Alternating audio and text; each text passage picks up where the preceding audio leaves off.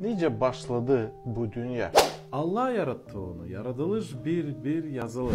İlk baştan Allah yarattı gökü hem yeri. Kim yarattı ilk adamı hem karıyı bu dünyada? Allah yarattı onları. Yaratılış 2:7 yazılı. Da yarattı Allah adamı yer toprağından. Da soludu ona. Da verdi ona yaşamak canını. Da oldu adam diri can. Nerede yaşardılar ilk insanlar bu yerde? Onlar yaşardı bir güzel yerde. O yerin adıydı Edem başçası. Da yarattı Allah bir başça Edem'de. Da koydu oraya adamı. Hangisini yarattı? Başka Allah'ın yarattıkları arasında insanlar nerede bulunur?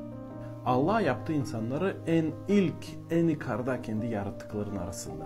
Ne türlü iş verdi Allah adama hem Yeva'ya yapsınlar? Ne sorumluluk? Allah söyledi insanlar yaşasınlar bu yerde, olsunlar çorbacı, onlar da olsun uşak. Hem onlar korusunlar bu yeri. Yaratılış 1:28'de bereketledi onlara, Allah da söyledi onlara. Zeydelenin de doldurun bu yeri, olun sahip, zap edin bu yeri.